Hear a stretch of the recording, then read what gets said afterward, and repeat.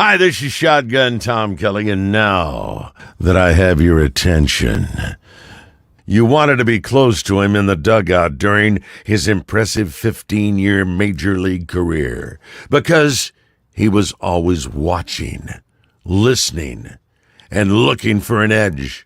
Now, Kurt Bavacqua brings that edge to Dirty Kurt's Dugout, where you can listen, watch, and be a part of the most honest, informative baseball show available today. Now, here's Kurt. Well, hello there, everybody, and welcome to this beautiful Monday. Hopefully, wherever you are, it's as beautiful as it is here in Southern California today, where there's no baseball going on in Southern California. There is a baseball going on up in LA, but that's not really Southern California, even though they call it that. The Dodgers will host a game tonight at Dodger Stadium. The Padres have a day off and are in the city of brotherly love. I wonder if anybody's visiting the stairs that Rocky ran up. Just a thought. Want to thank Cindy and Tony out at Hacienda for their continued support. Of course, I'm speaking of Hacienda Casablanca 700, as you see right on your screen, North Johnson and El Cajon. And also our good friend Tom Drake at Balboa Chevron on the corner of Balboa and Genesee, your neighborhood Chevron dealer. You know, I can't figure out why when I see on social media high gas prices, and it might have just been these two or three that I saw, but it just so happened that it was Chevron stations. And I think they're kind of, it's not just because Tom's one of our sponsors, but I think they're kind of picking on Chevron stations because all gas prices are high out here. Maybe it's just convenient for the person that's throwing it out there. But just the same, you get an opportunity. It won't be today, but you'll get an opportunity for a show in the future, within the next couple of shows, by the way, of winning this $100 gas card. If you can answer a trivia question that Joe and I throw out there for you. We tried to give away the Hacienda gift card, which Cindy was kind enough to give us a couple of these to give out to you folks, because she listens to the show and she likes to see the back and forth. I want to see some back and forth. I'm going to remove this stuff from my screen so I can see comments come in.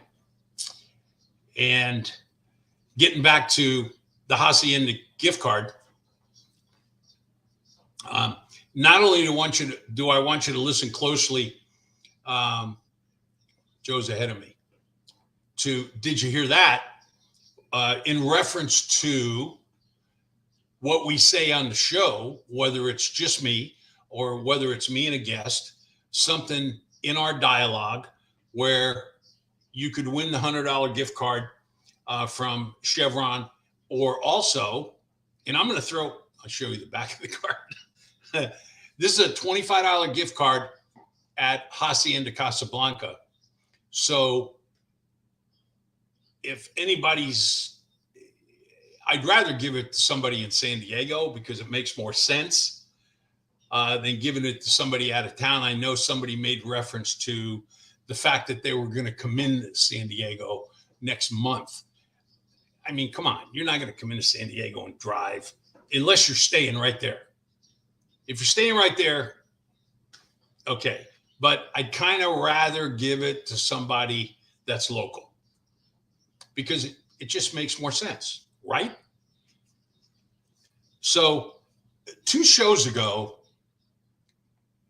I had as my guest Tony Perez, the Hall of Famer, former member of the Cincinnati Reds who lost out in MVP voting on a number of occasions just because of his teammates. I mean, he lost out in 1970 to Johnny Bench, and Tony put up some crazy numbers. And he finished third that year. Billy Williams finished second, who also had an outstanding year for the Chicago Cubs. But Johnny Bench just had one of those kind of years that all the MVP voters were going to vote for him. And that's exactly what happened. But we naturally will go online, and I say we. Joe and I will scan images or videos like you'll see today, where we'll put up a picture of the guest in their uniform with whatever specific team that they might have been with, or a play that we were talking about. We had Daryl Cheney on the show a couple of weeks ago, and we were talking about a famous picture of him where Roberto Clemente is sliding into him at second base, and he's completing the double play at Riverfront Stadium. And he said that was one of his favorite pictures. And you know what? It happened to be one of my favorite pictures also, because of just the action that was in it, that is in it. And it was just a fun deal. So anyway, Dog was on. Doggy. Hacienda card is up for grabs here. He was on. We pulled an image of Tony Perez in his Cincinnati Red uniform. We put it up on the screen for everybody to see, and it was an image of Tony Perez. But while we were looking at these images, and I'm talking about Joe, the producer, and I, right underneath this particular image that we pulled was another picture of Tony Perez, the kind they sell online. They're selling it. This particular picture, they were selling for $850. And they had it advertised as a Tony Perez image, except it wasn't. It was a young player in the Reds organization. When Tony played there, who was it? If you can come up with that answer, I'm going to give you the Hacienda Casablanca gift card. All right. You know, while you guys think of answers, and I will stay up to date on the comments. I haven't seen a comment come in today, so I don't know what's going on. So Joe, you might have to help me. So we will do that, but there's some weird stuff going on in baseball, folks. I got to tell you, it was a weird weekend, and there's been some weird things that have happened in the game leading up to the weird weekend. I mean, there's all the talk about all the baseballs and the offense being down in baseball with the building and the way the ball is built, what they're doing with it. There's humidors in all 30 of the ballparks now instead of just a couple.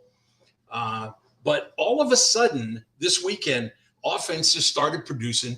Balls are leaving the ballpark, and the talk has stopped. Except now. I find that peculiar. I do. But let me tell you what's happening. The guys that are supposed to hit the ball out of the ballpark started hitting the ball out of the ballpark. The guys that are supposed to hit it out of the ballpark, not the guys that aren't supposed to hit it out of the ballpark. So everybody's happy. The home run hitters are hitting home runs. The weenie hitters aren't hitting home runs. And there's no more litching and moaning about the ball not traveling and going out of the ballpark. Throughout the years of baseball, folks, balls have been hit to the warning track. They still are. So don't just blame it on the baseball. There's a number of reasons that happens. So the Kansas City Royals are off to a 12-20 start. And you know what they did? They fired their hitting coach, Terry Bradshaw. Yep. Not that Terry Bradshaw. Although he does get plenty of memorabilia in the mail, or has got plenty of Terry Bradshaw memorabilia in the mail for him to sign.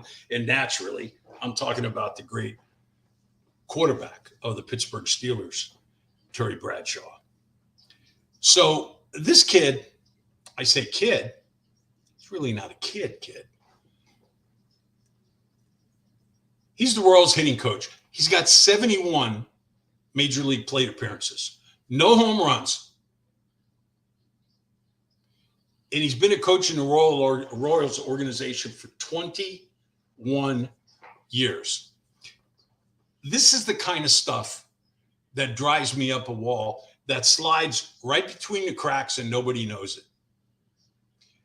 This kid's been working his butt off in an organization for 21 years.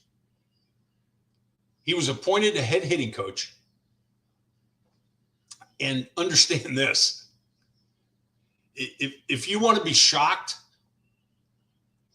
Google the Kansas City Royals coaching staff right now.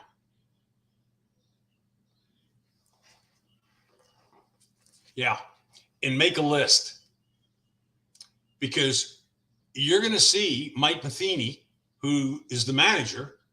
He doesn't count as a coach. He's a manager. A lot of people mistakenly say coach, and major league managers don't really like that because they've earned the position as a manager. It's different than a head coach in football. There are 13 coaches on staff in uniform for the Kansas City Royals.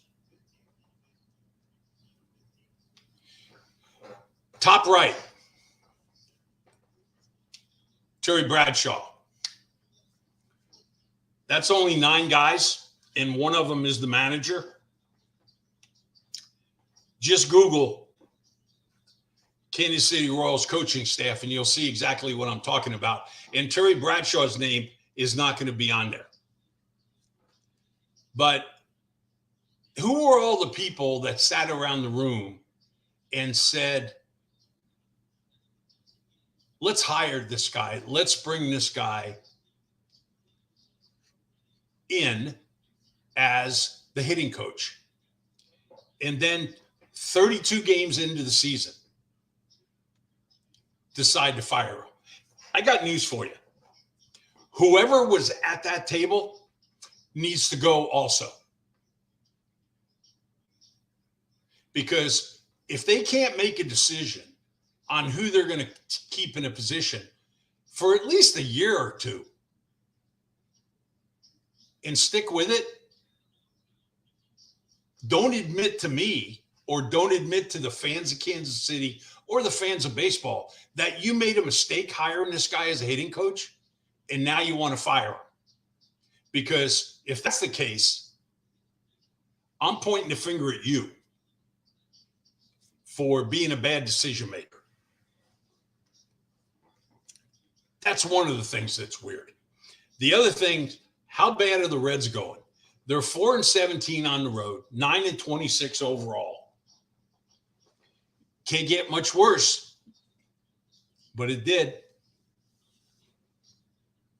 Hunter Green, their much heralded rookie,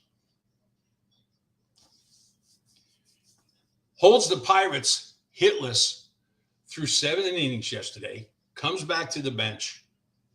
The score is 0-0. The Reds don't score. He goes back out for the 8th. gets the first out.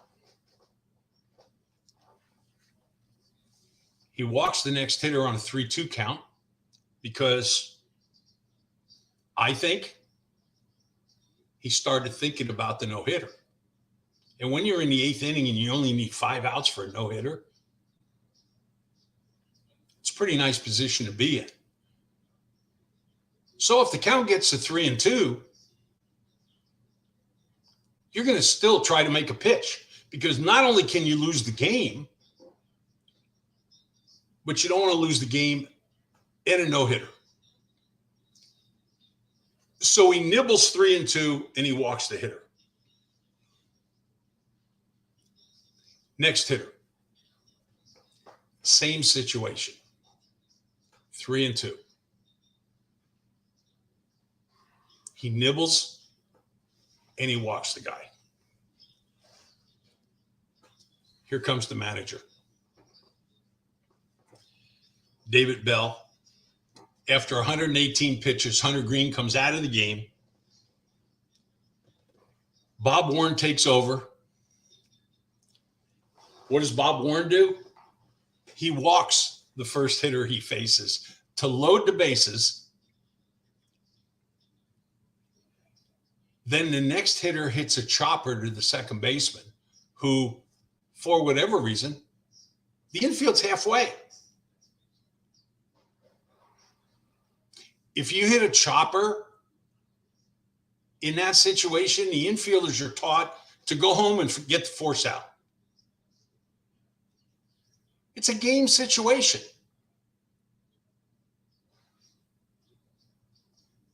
You're not going to try to complete a double play. There's too many things that can happen.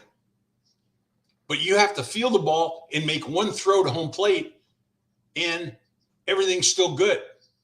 The bases are still loaded. There's 2 outs. It's a tie game, and your guy's still throwing a no-hitter. But instead, the second baseman decided to try for a double play. I don't know what was going through his mind. Maybe he thought that he couldn't get the guy at home. But it's got to be, that's a play right there that's predetermined.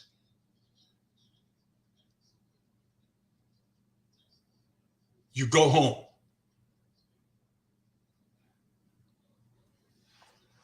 He didn't go home.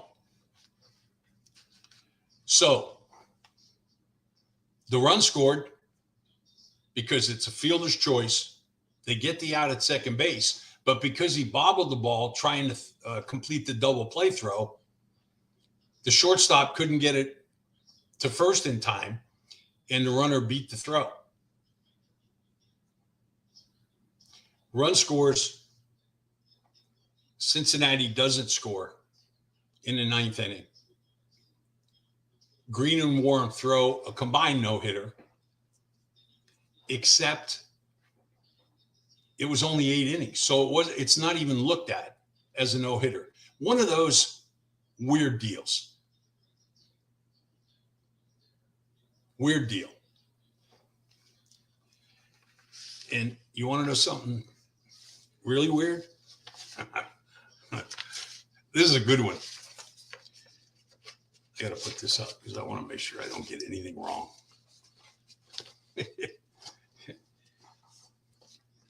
Albert Pujols is in his 23rd season in professional baseball. 23. He's back with the St. Louis Cardinals for his last hurrah. Probably a shoe-in for first ballot Hall of Famer. And his ERA is 36. How can a guy that goes into the Hall of Fame have an ERA 36? He's given up more home runs than he has inning pitched.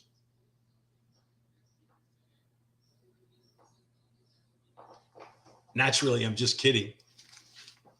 Albert actually pitched yesterday. There he is. In the Cardinals, listen to this. Winning effort. Winning effort. You don't hardly ever see a position player come in to a game especially the stature of Albert Pujols, to finish out a game. I mean, finish it out. He got put in the ninth inning. There's nobody warming up in the bullpen. You know why? The score's 15-2. 15-2. And only because there's so much of it on TV, the runs over and under for, now I'm blank on who the Giants. The over and under on the Giants were 3.5 that day, yesterday. Albert goes in. The people that gambled a lot of money on that must have been going nuts. I mean, can you imagine? Let's say you got a $100 bill on it, the deal that the Giants are staying under, or you've got a parlay going on, and you can win $500 for 100, and they bring in a position player, which they did, to throw the ninth inning, and he gives up 3 or 4 runs, and it goes over. Well, that's what happened. So, another crazy thing. And I don't know if we're able to pull it up. We're going to be able to pull up one part of it. Jorge Alfaro and Francisco Mejia, you remember the catcher that used to be here that now plays for the Milwaukee Brewers? Both of those guys swung at pitches over the weekend that hit them. Watch Francisco Mejia here. This is a 2-strike pitch. He swung at it and hit him in the hip. I think the Alfaro deal went unnoticed because he acted like it didn't even bother him. But then yesterday, Odubel Herrera from the Phillies swung at a pitch, didn't hit him. Didn't hit him. It went between his legs. Swung at strike 3, it went between his legs. I got to see my comments here. Oh, there they are. Sorry, everybody. Hey, Jimmy. Jimmy Driscoll, Jeffrey Good. Jeff is talking about the general manager with the Kansas City Royals. I didn't say that he's going to get fired. I didn't say anything about that. I'm sure that that Dayton Moore might have been at the table. I don't know who does the hiring there. They didn't do it on their own. And if they did, then shame on them. Shame on them being in a position to hire somebody, and 32 games into the season, we're going back and we're talking about Terry Bradshaw here, the hitting coach who was fired by the Kansas City Royals yesterday because they don't like the way Salvi Perez is swinging a bat. They were expecting more out of Witt. I mean, are you kidding me or something? Come on. Jimmy Driscoll's here. Former Major League player Terrence Morgan is back. I think Terrence has been gone for a couple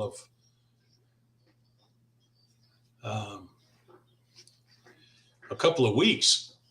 So Jeff goes on to say, Jeffrey Good runs it doesn't run. I take that word back.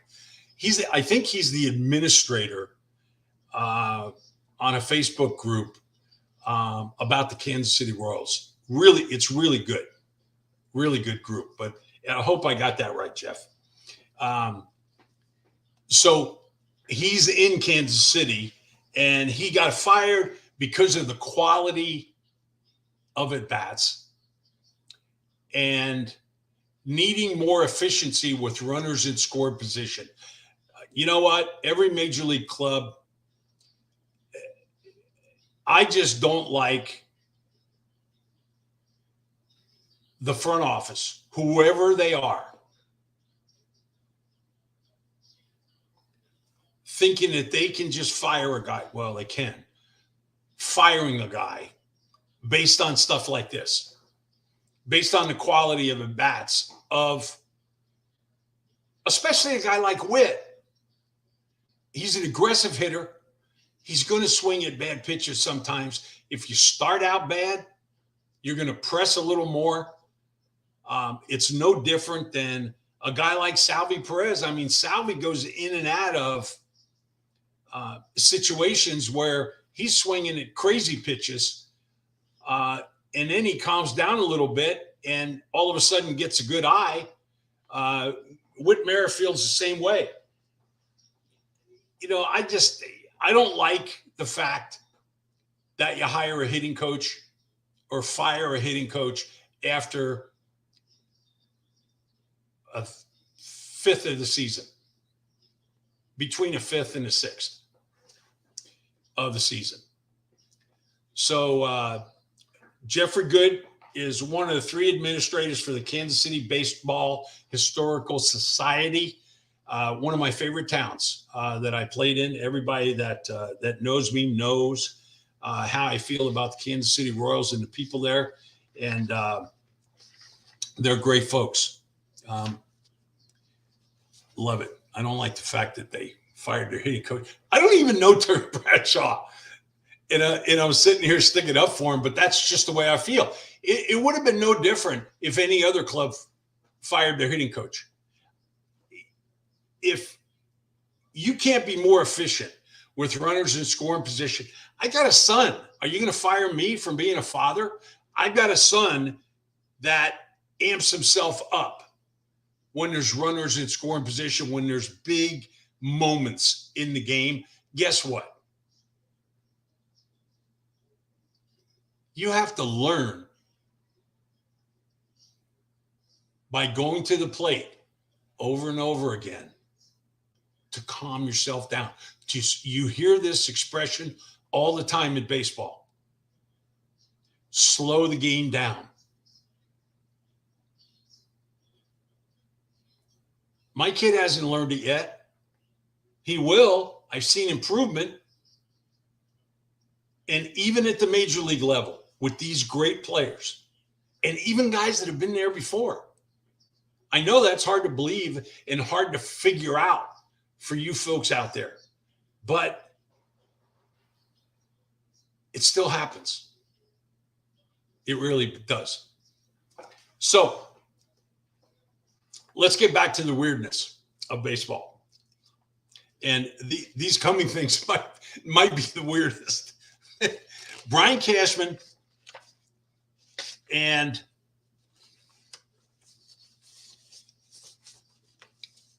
Astros owner Jim Crane are going back and forth at each other. I am one person that absolutely loves it.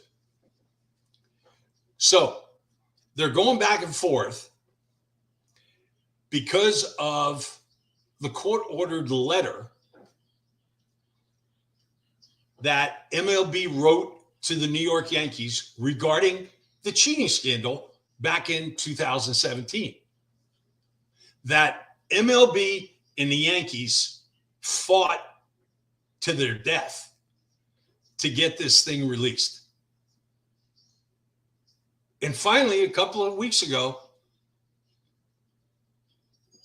it was ordered open.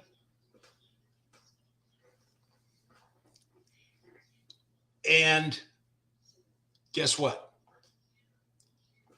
The Yankees were fined $100,000, and this letter was worded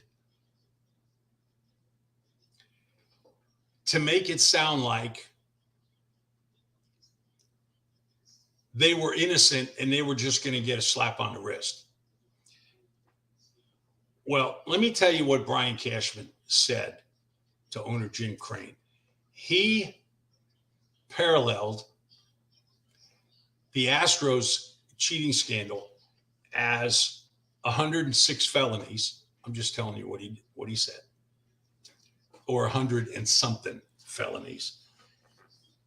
And he compared it to their wrong of a parking ticket.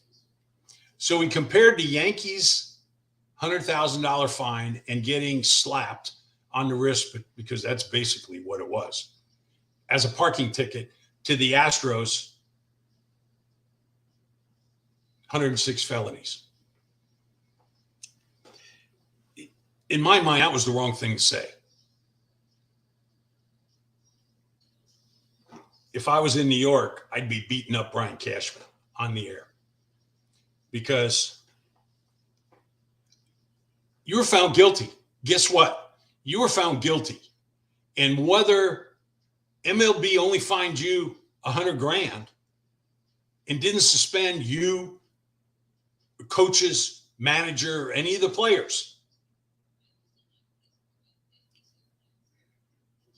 for getting phone calls and relaying that information, they didn't bang on a gut. That's the only difference. They didn't bang on a garbage can. So after the commissioner came out and said, okay, from this point on, there's no more slaps on the wrist, that's where the Astros made the mistake. Because, as you heard in the audio, they continued to beat on the trash cans. They were guilty. Not saying they weren't. But to say that the New York Yankees weren't or didn't continue, well, that's your bad. So speaking of New York Yankees, the Tampa Tarpons minor league club, it's an A-ball team in the Florida State League, team I started with. First professional team I ever reported to were the Tampa Tarpons. Yesterday, they were in Dunedin playing the Blue Jays A-ball team. They got struck out 24 times. That's phenomenal. 24 out of 27 players in that game struck out. The Toronto Blue Jay pitchers only gave up 2 hits. One of them of an infield variety, which was a swing and bunt, and the other one was a bleeder.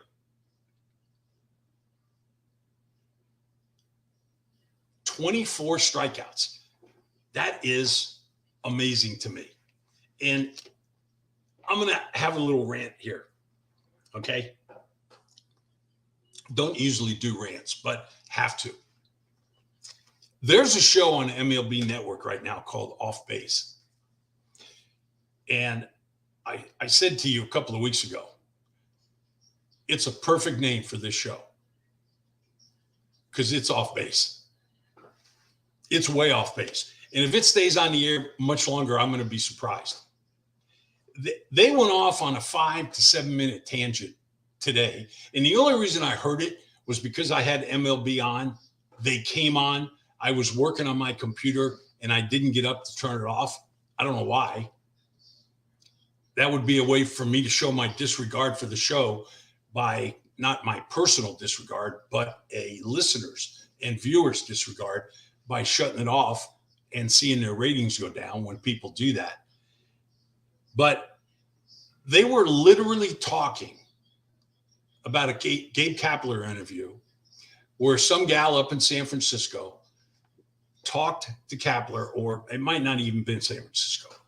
She was talking to him in the dugout and asking him whether or not a mustache was part of a beard. I am not even going to try to repeat the comparatives and all of the stuff that they were talking about. But Gabe Kapler actually embraced this and he got into it with this girl. And meanwhile, 4 people taking up MLB Network airtime went off on this thing for what seemed to be like eternity. It was as bad as you can possibly get. As bad as you can possibly get. You know, I want to tell you about the standings because one thing was really, really interesting. In the National League East,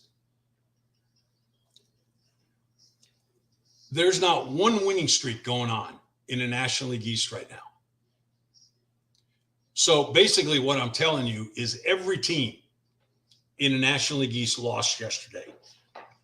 As much as you think that, well, that's no big deal, it really doesn't happen very often. It really doesn't. Naturally, the Mets are on top of that division with the Phillies right behind them. That's where the Padres are. You got the Dodgers who are hosting at Dodger Stadium tonight, and the Padres tied atop the National League West. And the San Francisco Giants not very far behind, where the Padres will be going after they finish playing the 3-game series in Philadelphia. And then in the Central Division, it's the Milwaukee Brewers. Over in the American League, you've got the Yankees who are playing as good a baseball as anybody in the game right now. They actually have a winning streak that's put together, one win. It's another thing that's weird that's happening. The only team that's got a multi-game winning streak are the Detroit Tigers. 3-game winning streak. So you got the Yankees atop the East. You got Minnesota in the Central. And then you've got Houston and LA tied, LA Angels, which they need to change that name. Tied in the American League West. So I don't think we got a winner. Come on, guys. You really don't know who that was?